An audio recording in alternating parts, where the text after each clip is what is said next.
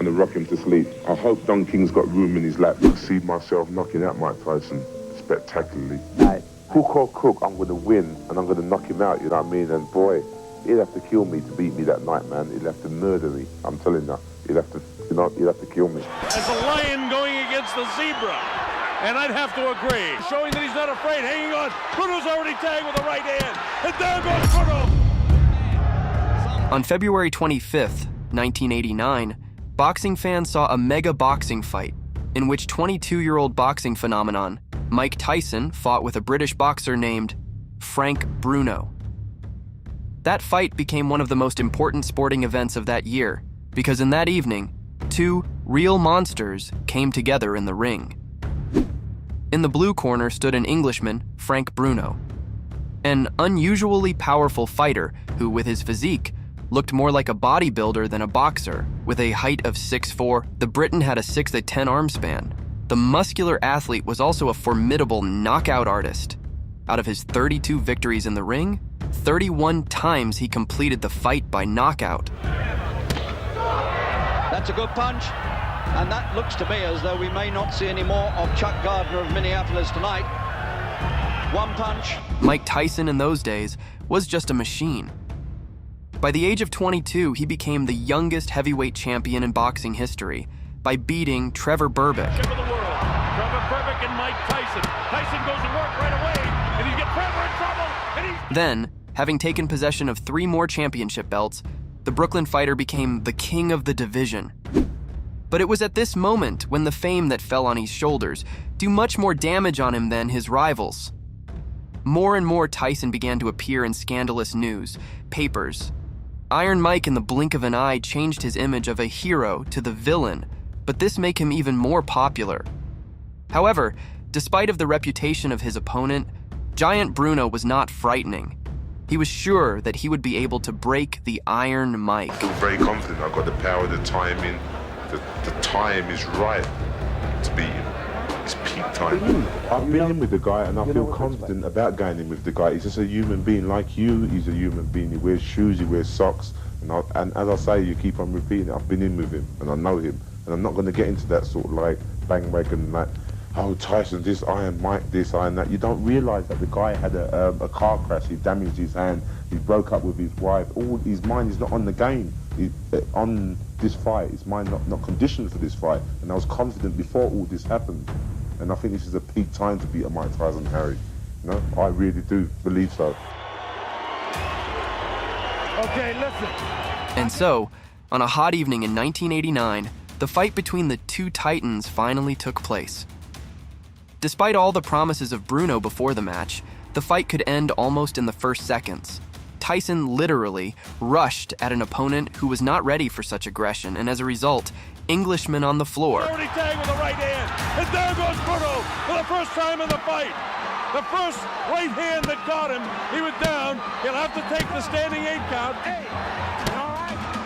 But Frank was not going to give up, so quickly picking himself up, he was able to shake Tyson himself with a left side, which at that time could not be done by anyone. Very slowly across the ring. He knows he's in with a bull. Tyson gets nailed with a left hook. Tyson looks wobbly as he attacks Bruno. Bruno continues to throw. Tyson was there, but he was caught by a shot by Frank Bruno. Tyson trying to fight back. And Fortunately for Mike, the sound of bell literally saves him. A bell ends, round number 1, and the crowd loves it. So Bruno is down, but not hurt. But, already starting from round 2, Bruno began to get tired. For this boxer, it was a common thing, because with such a muscle mass, it is very difficult to conduct long fights. Having sensed this, Iron Mike picked up the pace and took control of the fight. The Englishman had no choice but to clinch. Better than 5,000 British subjects that are here in the first round. These fights been so fast and so exciting, it's hard to do that. But a special hello to Chris Myram's into his advantage. But Tyson doesn't get frustrated. He just looks ahead of Mike Tyson. Left hook to the body. Tyson attacks with a left of his own. He catches Bruno with a nice right hand, catches Bruno. Left hook. Bruno looks ready to go. Now is when he's going to hang on. And he does. He has Bruno right now. Bruno trying to keep him up. And the bell ends round number 2. Your heart's almost with Frank in such magnificent shape. Big, vicious. Tyson, lightning hands. Yeah, that it's a question of time before Mike catches him. There's some real was in his fight. No stage inside is going to give Tyson both hands free. They continue to fight after the bell. Tyson really has a look of...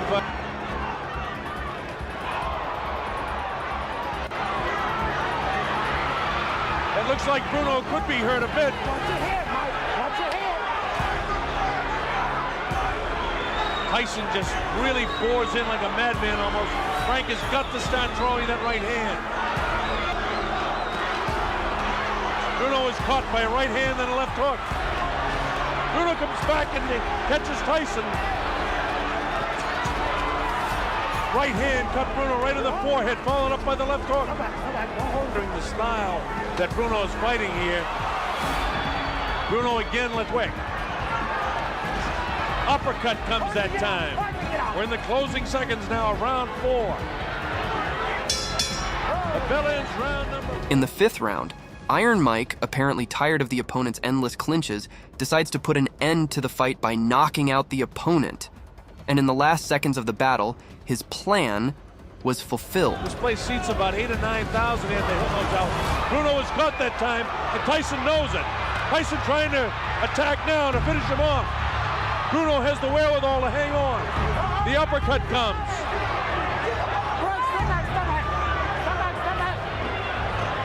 Tyson gives him room to come off the ropes. Scores with the uppercut. Lands a big right hand. Bruno's in big trouble now. He's ready to go. He hits him with a right hand. Bruno trying to hang on as best he can. He's still in big trouble. The uppercut catches him. The right hand catches him. He's really being hit now. Blood coming from the nose. His eyes are puffy. Tyson is punishing Frank Bruno right now. Bruno tries to hang on. Probably what he should do is get down to his knee and take an 8 count instead of letting this guy nail him with a flush right hand. Right, stop that. Let him go. This is round 5. Remember, a fighter cannot be saved by the bell as the big right hand lands. Tyson knows he's got him in big trouble. If he doesn't answer it, Richard Steele has moved in and has stopped the fight. But we must give credit to Frank Bruno, who despite the monstrous damage managed to resist the fight on his feet at the moment when the referee was stopping the fight. After this brutal beating, in an interview, Iron Mike expressed his respect for his opponent, but like always, by not forgetting to praise himself. Mike, another one on your belt, another notch. Was this harder than you anticipated? No, not at all, because I knew that he was going to come up, he was talking, and the way he was talking, I knew he was hyped. He was ready to go. And I knew I was the best fighter in the world.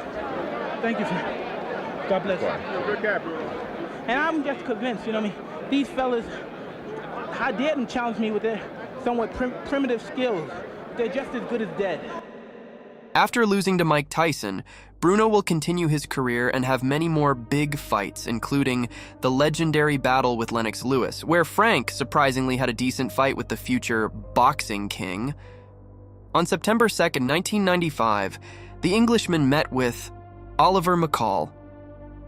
At that time, the WBC world champion, and defeated him. In that evening, all England rejoiced. In favor of the winner and new. Bruno is the champion. Tyson's fate after meeting with Bruno in 1989 did not work out so well. 12 months later, Iron Mike will suffer a sensational defeat from Buster Douglas, once and for all, breaking the myth of his invincibility. Buster's landing these. Oh, nice uppercut by Buster Douglas. Look at this. He's knocked down for the first time in his career. Until 1991, he will fought 4 hard fights, especially with Donovan Ruddock.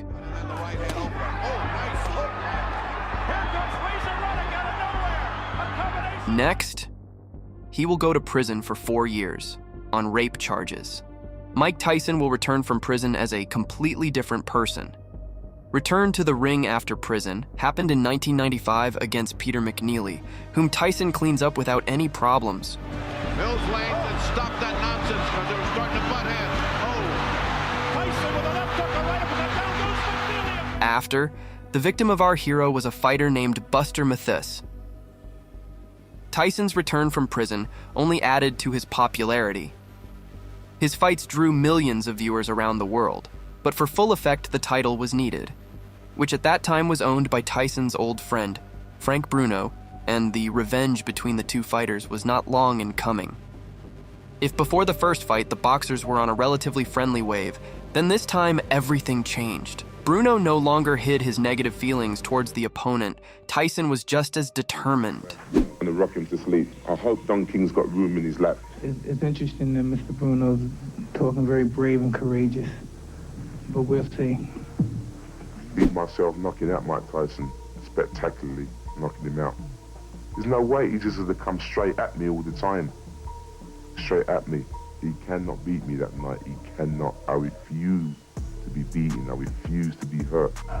Hook or crook, I'm gonna win and I'm gonna knock him out, you know what I mean? I've been away for too long. I've waited about 16 years to get in this position where I am, you know what I mean? And boy, he'd have to kill me to beat me that night, man. He'd have to murder me, I'm telling you. He'd have to kill me. That was the end. I mean, I just don't see him laughing with me. I'll be in just tremendous shape. I'll be in tremendous focus, and I'm going to be throwing punches with bad intentions. Featured attraction of the evening. And so, on March 16, 1996, the fighters finally met in the ring. But, as in the first time and in the second, the muscles against Tyson did not help him. You had your instructions. 27 pounds heavier, almost 4 inches taller. Huge reach advantage, and here we go, round one. Iron Mike, already at the very beginning of the battle, brought down all the rage on the opponent who was saved in the clinches. Tyson down, ducked every one of them. Every time he comes in, he's going to hold him. He's not going to let Mike do what Mike wants to do on the inside. A Nice straight right hand their heads off. with the questionable chin. Get off that net. Come on. Get off that He said he'll try to. He's learned to hold on, which he did with McCall. He is very strong, and he'll also try to tie Tyson up. On Mike's side, he's not bobbing and weaving like he has, and it's coming in pretty straight up. Tyson's people wanted to bob and roll, be less of a target, attack from the angles, and he is on. That's the first one he felt the steam. Well, if they were worried about Tyson's ferocity, That Bruno doesn't have the foot speed to compete. Bruno try anywhere.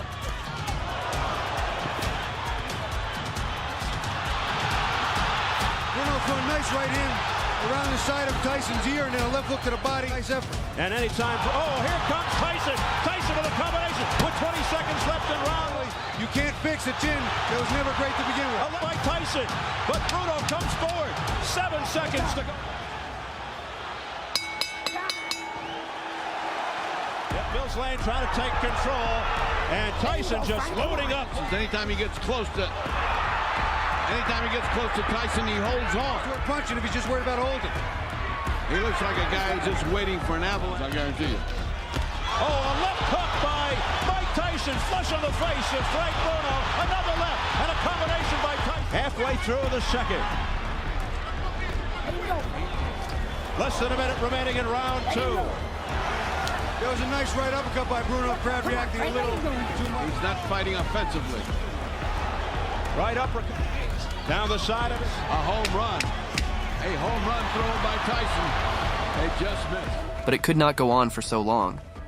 In the third round, Tyson runs a powerful combination that shocked Bruno, and the referee rescues the boxer from beating again. A pinch heavier, but I think he's a little more patient and a little more disciplined. Expected. He said he's not looking for the Tyson who fought McNeely and Mathis. There's a combination uppercut by Tyson. Tyson laying it on, pouring it on. Down goes Bruno into the ropes. And it is free. Mike Tyson is champion. As a result, after 6 years, Mike Tyson became the world champion for the second time, and the boxing world gets the main character, the villain, in one person. After a while, people began to realize that this performance was probably one of the last performances of Tyson in which he resembled himself of the past. Nevertheless, events in the life of our hero changed him forever, but we'll talk about it somehow another time. Comes up, another hook and right hand. You'll see him rip the uppercut. There's one angle. Bruno is out, and now it's just a matter of pummeling and finishing the job. The coup de grace. Bruno buckles. Part of the problem with Frank Bruno's strategy there was when he came in with one punch possible, not totally, committed. And I mean, no offense to any fighter. It is more honorable to get knocked out in 1, 2, or 3 rounds, fighting hard and putting yourself in a position to win. The new WBC heavyweight champion of the world,